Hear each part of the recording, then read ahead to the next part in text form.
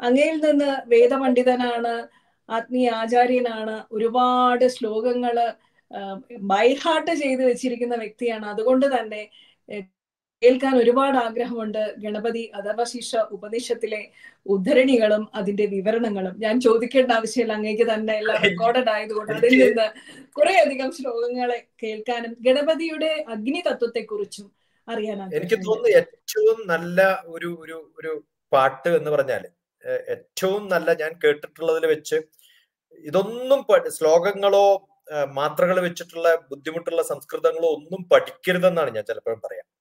ഏറ്റവും അത്യാവശ്യമായിട്ടുള്ള MG രാധാകൃഷ്ണന്റെ ശ്രീ ഗണപതിയുടെ തിരുനാമക്കുറി തുയിലുണര് തുയിലുണര് എന്ന് പറഞ്ഞൊരു പാട്ടുണ്ട്. എനിക്ക് തോന്നുന്നു എനിക്ക് ഏറ്റവും ഇഷ്ടപ്പെട്ടിട്ടുള്ള പാട്ടുകളിൽ ഒരു പാട്ട് എന്ന് പറയുന്നത് MG രാധാകൃഷ്ണന്റെ ആ പാട്ടാണ്. ശ്രീ മഹാദേവനും ശ്രീ പാർവതിക്കും പൊന്നായി വളർന്നവനെ തുയിലുണര് തുയിലുണര്. എന്ത് രസകരമായ ഒരു പാട്ടാന്ന് വെച്ചു അല്ലെ.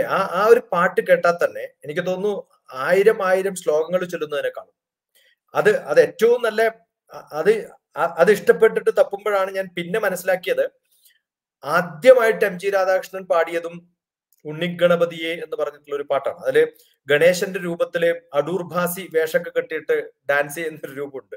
അത് B ഭാസ്കരൻ എഴുതിയിട്ടുള്ളതാണ്.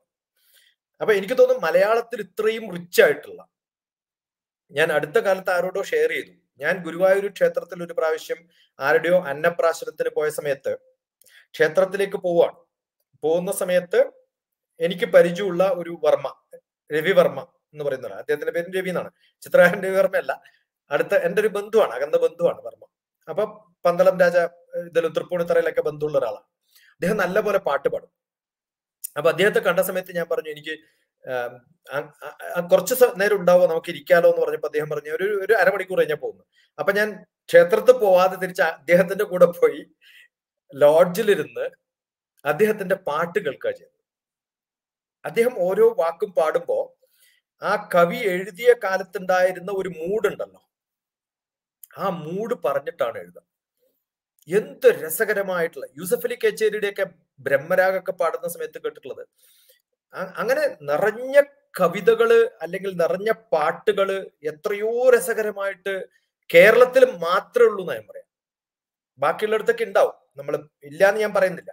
പക്ഷെ ഇത്രയും പാട്ടുകൾ കൊണ്ട് സമൃദ്ധമായിട്ടുള്ള, കവികൾ കൃത്യമായിട്ട് മനസ്സിലാക്കി അല്ലെ, എന്ത് രസകരമായിട്ട് ഈ കണ്ണിനകത്ത്, രാധയുടെ കണ്ണിനകത്ത് ലോകം കാണുന്ന,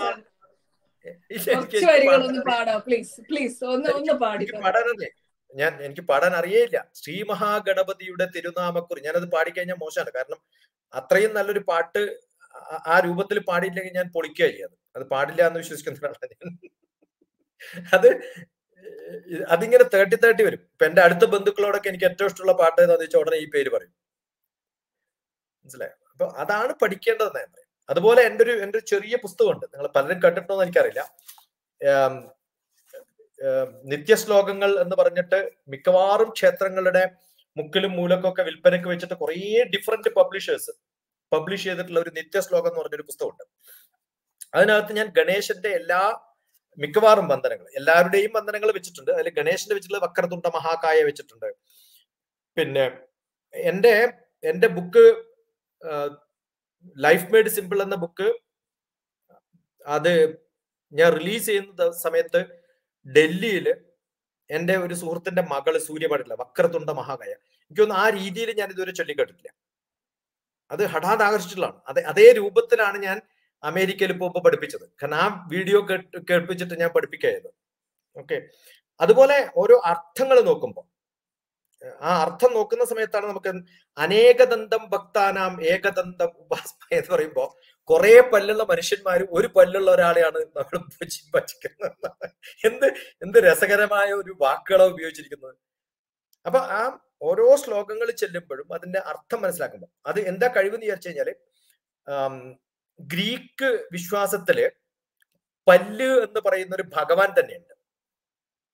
ടൂത്ത് എന്നാണ് അതിന്റെ, നോക്കിയാൽ അറിയാം. ആ ടൂത്തിന്റെ പേരിൽ തന്നെയാണ് ഒരു ചെയിൻ ഓഫ് ഹോട്ടൽസ് ഉണ്ട്, ഇബീസ് എന്ന് പറയുന്നത്. ഇബീസ് എന്ന് പറയുന്നത് ഒരു കൊക്കുള്ള ഒരു പക്ഷിയാണല്ലോ. ആ കൊക്കുള്ള പക്ഷിയുടെ രൂപത്തിലാണ് ആ ഭഗവാന്റെ ബൊമ്മ തന്നെ. നമ്മൾ കുറെ ദൂരത്തു നിന്ന് നോക്കിയാൽ അതും ആനയും തമ്മിൽ വലിയ വ്യത്യാസമൊന്നുമില്ല. കുറെ ദൂരത്ത് നോക്കിയാൽ രണ്ടും ഒരുപോലെയാണ്. അപ്പൊ ഈ സങ്കല്പങ്ങളൊക്കെയാണ്, ഈ ചിത്രങ്ങളൊക്കെയാണ് ശ്ലോകങ്ങളുടെ രൂപത്തിൽ ഭാവിച്ചിരിക്കുന്നത്. അത് മനസ്സിലാക്കിയിട്ട് ചൊല്ലുമ്പോൾ പഠിക്കുമ്പോൾ ഉണ്ടാവുന്ന ഒരു സുഖം, എനിക്ക് തോന്നും അങ്ങനെ പഠിക്കാൻ കിട്ടിയ ഭാഗ്യം, അതാണ് എന്നെ അലോസരപ്പെടുത്തുന്ന ഏറ്റവും വലിയ സംഭവം എന്ന് ഞാൻ പറയാം. കാരണം ഇത് വലിയ ഭാരമാണ്. നമ്മൾ ഈ അത് പഠിച്ചത്, ഇപ്പൊ ഗുരു പഠിപ്പിച്ചൊരു സംഭവം എനിക്ക് പഠിപ്പിക്കാൻ പറ്റുന്ന ഒരാളെ കിട്ടുക എന്ന് പറയുന്നത് വലിയ ഭാഗ്യമാണ്. അതില്ലാത്തതാണ് എന്റെ ദുഃഖവും. നമ്മൾ വളരെ സൂപ്പർഫിഷ്യൽ ആയിട്ട് പ്രഭാഷണം നടത്തി പോകുന്നതിനേക്കാളും എനിക്കിഷ്ടം ഓരോ നാമങ്ങളും ഓരോ വാക്കുകളും എടുത്ത്, ഇപ്പൊ എന്റെ ഭഗവത്ഗീത 3-4 പ്രാവശ്യം പഠിപ്പിച്ച സമയത്ത് ഞാൻ ചെയ്തത് ശ്ലോക by Shloka, word by word അത് കൃത്യമായിട്ട് മനസ്സിലാക്കിയിട്ട് അത് നമ്മൾ ചൊല്ലുമ്പോൾ കിട്ടുന്നൊരു സുഖം, അത് മനസ്സിലാക്കാനുള്ള കഴിവുണ്ടാവട്ടെ. അതിനുള്ള കുറച്ചെങ്കിലും ആൾക്കാർ അത് പഠിക്കാൻ തയ്യാറാവട്ടെ. അതാണ് വേണ്ടതെന്ന് വിശ്വസിക്കുന്നതാണ്. ഓക്കെ, അപ്പൊ അത് തുടങ്ങേണ്ടത് സിനിമാ പാട്ടിലൂടെ ആവാം. പക്ഷെ ഒടുക്കം എത്തേണ്ടത് നമ്മൾ വളരെ പഞ്ചീകൃതമായിട്ടുള്ള, വളരെ ഡെൻസിറ്റി ഉള്ള, വളരെ സ്ട്രോങ് ആയിട്ടുള്ള ധ്യാനങ്ങളിലാണ്. അത് ധ്യാനമായിട്ട് ഞങ്ങളുടെ മുമ്പില് ശാസ്ത്രജ്ഞനായിട്ടുള്ള ഒരു ആത്മീയ ആചാര്യനെ കിട്ടിയപ്പോൾ ഒരു ചോദ്യം വരുന്നത്, ഓമൻസ് അഥവാ നിമിത്തങ്ങൾ, അതിനെ അങ്ങയുടെ സയന്റിഫിക് ടെമ്പറിൽ ഒരു ശാസ്ത്രജ്ഞൻ എന്നുള്ള രീതിയിൽ അങ്ങ് എങ്ങനെയാണ് ഒന്ന് വിവരിച്ചു തരിക? അത് കേൾക്കാൻ ആഗ്രഹമുണ്ട്. ഞാൻ ജനിച്ചതും വളർന്നതും ചെറിയൊരു വില്ലേജിലാണ്. ആ ചെറിയ വില്ലേജിൽ എന്ന് പറഞ്ഞാല് 2 മതിൽക്കെട്ടുകളുടെ ഇടയിലൂടെ ഒരാൾക്ക് മാത്രം നടന്നു പോകാൻ പറ്റുന്ന ഒരു വഴിയിലൂടെയാണ് റോഡിലേക്ക് എത്തേണ്ടത്. അത് പണ്ട് എല്ലാ സവർണ ജാതിക്കാർക്കും ഒരു ധാരണയുണ്ടായിരുന്നു, റോഡിനടുത്ത് വീട് വെക്കരുത്. അവർ കുറെ ഉള്ളിലാ വെക്കുക. നിങ്ങൾ നോക്കിയാൽ കാണാം, മിക്കവാറും റോഡ് സൈഡിലുള്ളവരൊക്കെ മിക്കവാറും വാണിജ്യം, വ്യവസായം ചെയ്യുന്നവരാണ്. കുറച്ചുകൂടി ഉള്ളിൽ സേഫ് ആണ് എന്നുള്ള ധാരണയിലാണ്. അത് മഹാമണ്ഡത്തരാന്ന് പിന്നെയാ മനസ്സിലായിട്ടുണ്ടാവും. അപ്പൊ നമ്മുടെയൊക്കെ വീട് റോഡിന്റെ കുറെ ഉള്ളിലാണ്. അപ്പൊ അവിടെ നിന്ന് റോഡിലേക്ക് എത്തുമ്പോ മിക്കവാറും പാമ്പുകൾ ഉണ്ടാവും, ഇഷ്ടംപോലെ പാമ്പുകൾ ഉണ്ടാവും. അപ്പൊ ചിലപ്പോ നടന്നു പോകുമ്പോ കാലിലൊരു മുള്ളു കയറിയാല്, അന്ന് ചെരുപ്പിടുന്ന പതിവൊന്നും ഇല്ലാത്തൊരു കാലാണ്, ഞാനൊക്കെ 10ാം ക്ലാസ് കഴിഞ്ഞിട്ടാ ചെരുപ്പിട്ടത് ആദ്യമായിട്ട്. കാലില് മുള്ളു കയറിയാൽ അപ്പ പറയും അത് ഒരു നിമിത്താണ്, കാരണം തൊട്ടടുത്തൊരു പാമ്പ് പോണുണ്ടാവും, അത് ക്രോസ് ചെയ്തോട്ടെ എന്ന് പറഞ്ഞിട്ട് നിങ്ങളെ നിർത്താൻ വേണ്ടി ഭഗവാൻ പറയുന്ന ഒരു മെസ്സേജാണ്.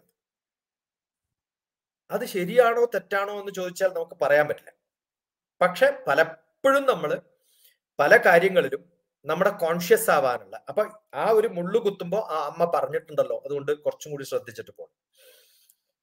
അപ്പൊ നമുക്ക് ആക്സിഡന്റ് സംഭവിക്കുക എന്നുള്ള സമയത്ത്, ഇപ്പൊ നമ്മൾ ഇറങ്ങുന്ന സമയത്ത് കുറച്ചും കൂടി കോൺഷ്യസ് ആയിട്ട് ഇറങ്ങുമ്പോൾ എപ്പോഴാണ് ഇറങ്ങേണ്ടത്? ഈ സമയത്താണോ കുറച്ചും കൂടി കഴിഞ്ഞിട്ടാണോ? ഇയാളെ കണ്ടിട്ടാണോ പോണ്ടത്, കാണാണ്ടാണോ പോണ്ടത്? അയാളുടെ അടുത്ത് ഒളിഞ്ഞു നിൽക്കണോ, അല്ല ഇന്നാളെ കൊണ്ട് നിർത്തിയിട്ടാണോ പോണ്ടത്? ഇത് നമ്മളൊരു പ്രിപ്പറേഷന്റെ ഭാഗമാണ്. അത് നന്മയിൽ ഭാവിക്കുമ്പോൾ നമ്മൾ പറയും ഭാഗ്യാണെന്ന്, അത് തിന്മയായിട്ട് ഭാവിക്കുമ്പോൾ നമ്മൾ പറയും അയ്യോ കഷ്ടായി. ഇത് രണ്ടും തമ്മിൽ വലിയ വ്യത്യാസമൊന്നുമില്ല. ഈ മുള്ളു തറക്കുന്നത് കഷ്ടാണോ നന്മയാണോ എന്ന് ചോദിച്ചാൽ ആ നെഗറ്റീവിനെ പോസിറ്റീവ്, നെഗറ്റീവും പോസിറ്റീവും രണ്ടും എഴുതിയ സ്പെല്ലിംഗ് ഒരേ നമ്പർ ആട്ടോ. ബ്ലാക്കും വൈറ്റും ഒക്കെ നമ്പർ ഒരേപോലെയാണ്. അടുത്ത കാലത്ത് ഗോവയിൽ പോയ സമയത്ത് കുട്ടികൾക്ക് കൊടുത്തിട്ടുള്ള ഒരു മെസ്സേജ് അതാണ്, നിങ്ങൾ കുറെ പോസിറ്റീവായിട്ട് വാക്കുകൾ എഴുതുക, അതേ സമയത്ത് അതിന്റെ ഓപ്പോസിറ്റ് എഴുതിയിട്ട് നോക്കുക, അതിന് ഈക്വലന്റ് ആയിട്ട് വാക്കുകൾ കിട്ടുമോ നോക്കാം. ഇങ്ങനെയൊക്കെയാണ് ഇംഗ്ലീഷ് പഠിപ്പിക്കാൻ. അപ്പൊ നമ്മള് പലപ്പോഴും ജീവിതത്തിൽ നെഗറ്റീവും പോസിറ്റീവും ഒരേപോലെയാണ്. ഞാൻ എങ്ങനെ കാണുന്നു എന്നനുസരിച്ചിട്ടുള്ളതാണ്. നിമിത്തം എന്ന് പറഞ്ഞാല് നമുക്ക് തോന്നുന്നു ഇത് ശരിയല്ല, അല്ലെങ്കിൽ ഇത് ശരിയാക്കണം. ആ ശരിയാക്കാനുള്ള ഒരു പ്രിപ്പറേഷന്റെ ഭാഗമാണ്. ആ ഭാഗം പലപ്പോഴും നമ്മുടെ ഉള്ളില് നമ്മൾ അറിയാതെ നമ്മുടെ ഒരു കോൺഷ്യസ്നെസ് ഉണ്ട്. ആ കോൺഷ്യസ്നെസ്സിന് നമ്മളെക്കാളും മുന്നോട്ട് പോകാൻ പറ്റും. ഇപ്പൊ ഞാൻ ഒരു സ്ഥലത്ത് പോകുമ്പോൾ എന്റെ മനസ്സ് ആണ് ആദ്യം അവിടെ എത്തുന്നത്. ആ മനസ്സെത്തിയതിനു ശേഷമാണ് ഞാൻ അവിടെ എത്തുന്നത്. ഇപ്പൊ ഞാൻ താഴത്തേക്ക് ഇറങ്ങി പോകണം, അപ്സ്റ്റെയറിൽ നിന്ന് താഴത്തേക്ക് പോകണം എന്ന് ഞാൻ തീരുമാനിച്ചാൽ എന്റെ മനസ്സ് താഴത്തേക്ക് പോയി കഴിഞ്ഞിട്ടാണ് എന്റെ ശരീരം പോകുന്നത്. നമ്മൾ സാധാരണ പറയൽ ജാഗ്രത്, സ്വപ്ന, സുഷുപ്തി എന്ന് പറയുന്ന ഒരു സംഭവമുണ്ട്. നമ്മൾ അറിയാത്ത ഒരു ഇന്നർ കോൺഷ്യസ്നെസ് ഉണ്ട്. അതാണ് ബ്രഹ്മം. അതാണ് നമ്മുടെ ഏറ്റവും ഡീപ്പർ ആയിട്ടുള്ള ഒരു സെൻസ് എന്ന് പറയുന്നത്, ഒരു ആത്മാവ് എന്ന് പറയുന്നത് അവിടെയാണ്. ഹൃദയ ഗുഹര മധ്യേ കേവലം ബ്രഹ്മ മാത്രം. ഹൃദയം എന്ന് പറയുന്ന ഒരു സ്ഥലത്താണ് മനസ്സെങ്കിൽ, അതാണ് ഞാൻ പോണം എന്ന് വിശ്വസിക്കുന്നുണ്ടെങ്കിൽ അതിന്റെ ഉള്ളിലുള്ള ഗുഹര മധ്യയാണ് എന്റെ ബ്രഹ്മം, എന്റെ ഞാൻ അറിയാത്ത എന്റെ ഞാൻ എന്ന് പറയുന്ന ഞാൻ. ഇപ്പൊ ലക്ഷ്മി എന്നെ കാണുമ്പോ ഞാൻ എങ്ങനെയാണ് ലക്ഷ്മിയെ കാണുന്നത് എന്ന് ഉള്ളിൽ അറിഞ്ഞിട്ടാണ് ലക്ഷ്മി എന്നെ കാണുന്നത്. ആ കഴിവ് ലക്ഷ്മിക്ക് ഉള്ളത് കൊണ്ടാണ് ലക്ഷ്മി എൻ്റെ അടുത്ത് ഇങ്ങനെയൊക്കെ സംസാരിക്കുന്നത്. അതുപോലെ നമ്മൾ ഓരോരാളും മറ്റവരെ കാണുമ്പോൾ ഉള്ളിന്റെ ഉള്ളിൽ അറിയാതെ എന്തോ ഒരു സങ്കല്പം ഉണ്ടാക്കിയിട്ട് നമ്മൾ തീരെ പരിചയമില്ലാത്ത ഒരാളെ കയറി പരിചയപ്പെടുന്നുണ്ടെങ്കിൽ അത് ഒരു നിമിത്താണെന്ന് പറയുന്നത്. ഓ, ആ നിമിത്താണ് എന്നെ അവിടെ എത്തിച്ചത്. ഇപ്പൊ ആ നിമിത്താണ് എന്റെ ഗുരു എൻ്റെ അടുത്ത് എത്തിയതും ഞാൻ ഗുരുവിന്റെ അടുത്തല്ല, ഗുരു എൻ്റെ അടുത്ത് എത്തിയതും. ആ നിമിത്തം തന്നെയാണ് ഗുരു എന്നെ കൈലാസത്തിൽ കൊണ്ടുപോകുന്നത്. അവരെയൊക്കെ പരിചയപ്പെട്ട് കഴിഞ്ഞിട്ടാണ് ഞാൻ മഹാമണ്ഡലേശ്വർ സ്വാമി വേദഭാരതിയെ കാണുന്നത്. അതിനു മുമ്പായിരുന്നെങ്കിൽ ഞാൻ മണ്ടനായേനെ. കാരണം അദ്ദേഹം ചോദിക്കുന്ന ചോദ്യങ്ങൾക്കൊന്നും ഉത്തരം പറയാൻ പറ്റില്ല. കാരണം LKG പഠിക്കാതെ ഞാൻ പിന്നെ PGക്ക് പോയാൽ എങ്ങനെ ഇരിക്കും? അപ്പൊ സ്റ്റെപ്പ് ബൈ സ്റ്റെപ്പായിട്ട് നമ്മൾ എത്തിയിരിക്കുന്നത്, അങ്ങനെ എത്തിപ്പിക്കുന്നത് ആരാണെന്ന് ചോദിച്ചാൽ അതിന് എന്തോ ഒരു ഒരു നിമിത്തം, അതാണ് നമ്മൾ പറയാം. അത് it happen to be favourable to me. എനിക്ക് വളരെ ഫേവറബിൾ ആയിട്ട് വരുമ്പോൾ ഞാൻ അതിനെ നന്നായിട്ട് പറയും. അബദ്ധങ്ങൾ പറ്റിയിട്ടുണ്ടാവാൻ ചിലപ്പോൾ നമ്മൾ ഓർക്കുന്നുണ്ടാവില്ല. നന്മയാണോ ഓർക്കേണ്ടത് തിന്മയാണോ ഓർക്കേണ്ടതെന്ന് ആലോചിക്കാം. അപ്പൊ ഇതാണ് നമ്മുടെയൊക്കെ ജീവിതത്തിൽ ഒരു നിമിത്തം എന്ന് പറയും. ഓ, നിമിത്താണ് നമ്മൾ അവിടെ എത്തിച്ചത്. ആയിരിക്കാം. ഭഗവാൻ തന്നെ ഭഗവത്ഗീതയിലല്ലേ നിമിത്തമാത്രം ഭവസവ്യസാചിൻ എന്ന് പറയുന്നതിന്റെ ഒരു ഇലാബറേറ്റ്, വളരെ വിശദമായിട്ടുള്ള ഒരു വിവരണമാണ് അങ്ങ് തന്നിരിക്കുന്നത്. വളരെ ശരിയാണ്. നമ്മുടെ ജീവിതത്തിൽ കണ്ടുമുട്ടുന്നതും സംഭവിക്കുന്നതുമായിട്ടുള്ള എല്ലാ കാര്യങ്ങളും കണക്ട് ചെയ്ത് നോക്കുമ്പോൾ ആരോ ഒന്ന് നയിച്ചു തന്നെയാണ് നമ്മൾ എത്തുന്നത് എന്നുള്ള ഒരു ബോധത്തിൽ നമ്മൾ എത്തും. എന്തായാലും ഇത്രയും ഏകദേശം 1 മണിക്കൂറായി. വിലപ്പെട്ട സമയം ലോക പ്രശസ്തനായിട്ടുള്ള ഒരു ശാസ്ത്രജ്ഞനും അതുപോലെ ആത്മീയ ആചാര്യൻ, ഒരുപാട് അറിവുകളുള്ള ആത്മീയ ആചാര്യന്റെ മുമ്പിലിരുന്ന് ഞങ്ങൾക്ക് ഇതെല്ലാം കേൾക്കാൻ സാധിച്ചതിൽ വളരെയധികം നന്ദിയുണ്ട്. അങ്ങയെ നമ്മുടെ ഹൈന്ദവ സംഘടനകൾ ഓരോരുത്തരും ഉപയോഗിക്കണം എന്ന് അഭ്യർത്ഥിക്കുകയാണ് ഞാൻ ഓരോരുത്തരോടും. കാരണം ഇത്രയും വിലപ്പെട്ട ഒരു വ്യക്തിത്വമാണ് നമുക്ക് കിട്ടിയിരിക്കുന്നത്. മലയാളിയായിട്ടുള്ള TP ശശികുമാർ സാർ എന്ന നമ്മുടെ പൈതൃകാചാര്യനായിരുന്ന ഡോക്ടർ എൻ ഗോപാലകൃഷ്ണൻ സാറിന് തുല്യമായിട്ടുള്ള ഒരു പ്രതിഭയാണ്. ഇവിടെ അവസാനിപ്പിക്കും മുമ്പ് ഒരു കാര്യം കൂടി പറയണമെന്ന് തോന്നുകയാണ്. ലൂയി പാസ്റ്റർ എന്ന് പറയുന്ന പേപ്പട്ടി വിഷയത്തിന് മരുന്ന് കണ്ടുപിടിച്ചിട്ടുള്ള പ്രശസ്തനായിട്ടുള്ള ശാസ്ത്രജ്ഞൻ പറഞ്ഞ ഒരു വരി ഓർത്തുപോവുകയാണ്. Too little science leads away from God, while too much science leads back to him. അതായത് ശാസ്ത്രത്തിൽ അല്പം അറിവുള്ളവരെ ദൈവത്തിൽ നിന്ന് അവർ സ്വയം മാറിപ്പോകുന്ന ഒരു പ്രവണതയുണ്ട്. എന്നാൽ ഒരുപാട് ശാസ്ത്രം അറിയുന്നവൻ ഈശ്വരനിലേക്ക് മടങ്ങിയെത്തും എന്ന് ലൂയി പാസ്റ്റർ പറഞ്ഞിട്ടുണ്ട്. അതിന്റെ പ്രത്യക്ഷ ഉദാഹരണമാണ് നമ്മുടെ മുന്നിലിരിക്കുന്ന ഈ മഹാനായിട്ടുള്ള ശാസ്ത്രജ്ഞനും ആത്മീയാചാര്യനും ഈശ്വരനെ സാക്ഷാത്കരിച്ച, ഈശ്വര സാക്ഷാത്കാരം ഉണ്ടായിക്കഴിഞ്ഞ മഹത് വ്യക്തിത്വമായിട്ടുള്ള TP ശശികുമാർ സാർ എന്ന ഈ മഹത് പ്രതിഭ മഹാത്മാവിന് നമസ്കാരം പറഞ്ഞുകൊണ്ട് എല്ലാവർക്കും നന്ദി, നമസ്കാരം. വന്ദേ മാതരം. സാക്ഷാത് അനുഭവൈർദുഷ്ടോ ന ശ്രുതോ നോ ഗുരുദർശിതഃ ലോകാനാം ഉപകാരായ ഏതത് സർവം പ്രദർശിതം എന്നാണ്. ലോകത്തിന് ഉപകാരമായിട്ടുള്ളതൊക്കെ ശാസ്ത്രമാണെന്നാണ് നാഗാർജുന ആചാര്യൻ പറഞ്ഞിരിക്കുന്നത്. അപ്പൊ എവിടെ സയൻസിന് എക്സ്പ്ലെയിൻ ചെയ്യാൻ പറ്റുന്നില്ലയോ അവിടെ നമ്മൾ വിശ്വാസ പ്രമാണങ്ങൾ വെച്ചിട്ട്, അതാണ് നമ്മുടെ ഹൈപ്പോത്തിസിസ്. ആ ഹൈപ്പോത്തിസിസ് പ്രൂവ് ചെയ്യാൻ ചിലപ്പോൾ സമയം എടുത്തു എന്ന് വരും. അത് അനുഭവത്തിലൂടെ മനസ്സിലാക്കി കൊടുത്ത് സ്റ്റാറ്റിസ്റ്റിക്സ് എടുത്താലും സയൻസ് ആണെന്നാണ്. അതുകൊണ്ടാണ് സ്റ്റാറ്റിസ്റ്റിക്സ് സയൻസ് ആവുന്നതും എക്കണോമിക്സ് സയൻസ് ആവുന്നതും ഒക്കെ. അത് നാഗാർജുന പറഞ്ഞിട്ടുള്ളതാണ്. സാക്ഷാത് അനുഭവൈർദൃഷ്ടോ ന ശ്രുതോ ന ഗുരുദർശിതഃ ലോകാനാം ഉപകാരായ ഏതത് സർവം പ്രദർശിതം. ലോകത്തിന് ഉപകാരമാണെങ്കിൽ അതൊക്കെ ശാസ്ത്രമായിട്ട് കരുതണം. അങ്ങനെ കുറെ പേർക്ക് ലോകത്തിന് ഉപകാരമുള്ളതുകൊണ്ടല്ലേ നമ്മൾ ഈ വിശ്വാസങ്ങളൊക്കെ കൂടെ വെക്കുന്നത്. ഡോക്ടർ എൻ ഗോപാലകൃഷ്ണന്റെ ഒക്കെ പ്രഭാഷണം കേട്ടിട്ടാണ് ഞാൻ ഈ പാതയിലേക്ക് എത്തിയിട്ടുള്ളത്. അദ്ദേഹത്തിന്റെ അടുത്തൊന്നും എത്താനൊന്നും എനിക്ക് തോന്നുന്നില്ല ഈ ജന്മം പോരാ. കാരണം അദ്ദേഹമൊക്കെ പൈതൃകപരമായിട്ട് പഠിച്ചു വന്നിട്ടുള്ളതാണ്. ഞാൻ അങ്ങനെ പൈതൃകമായിട്ട് പഠിച്ചിട്ടുള്ള ആളല്ല. ഗോപാലകൃഷ്ണൻ സാറ് എന്ന് തന്നെ പറയണം, കാരണം അന്ന് സാറും തന്നെ വിളിച്ചു ശീലമായതുകൊണ്ടാണ്. അല്ലെങ്കിൽ ഡോക്ടർ എൻ ഗോപാലകൃഷ്ണനെ 2002 കുറെ ദിവസങ്ങളിൽ എൻ്റെ കൂടെ താമസിപ്പിച്ചിട്ട് ഞാനും അദ്ദേഹവും യാത്ര ചെയ്ത് തുടങ്ങിയിട്ടുള്ളതാണ്. അപ്പൊ ഒരിക്കലും ഗോപാലകൃഷ്ണൻ സാറിന്റെ അടുത്തൊന്നും എത്താൻ എനിക്ക് സാധിക്കുമെന്ന് എനിക്ക് തോന്നുന്നില്ല. പക്ഷെ മഹാഗണപതി ഹോമയജ്ഞം നടത്തി, അല്ലെങ്കിൽ അത്തരം സീഡ്ലിംഗ് എന്ന് പറയുന്ന ഒരു പ്രോഗ്രാം തുടങ്ങി, മണിലാൽ എന്ന് പറയുന്ന ഒരു ആർട്ടിസ്റ്റിന്റെ ഗണേശന്റെ കുറെ പടങ്ങള് സൃഷ്ടി ഗാലറിയിലൊക്കെ നടത്തി, ബ്രഹ്മശ്രീ KPC അഞ്ചൻ ഭട്ടതിരിപ്പാടിന്റെ റെഫറൻസോട് കൂടി പിന്നെ പരിചയപ്പെടുകയൊക്കെ ചെയ്യുന്ന സമയത്ത് കിട്ടുന്ന ഒരു സുഖം, അത് നല്ലപോലെ അനുഭവിച്ച് കുറച്ചൊക്കെ പഠിച്ചിട്ടുണ്ട്. അദ്ദേഹത്തിന്റെ കുറേ കാസറ്റുകൾ വിൽക്കാനും കേൾക്കാനും പഠിക്കാനും വായിക്കാനും ഒക്കെ സാധിച്ചു എന്നുള്ളൊരു ഭാഗ്യമുണ്ട്. അങ്ങനെയൊക്കെ അങ്ങോട്ട് പോട്ടെ.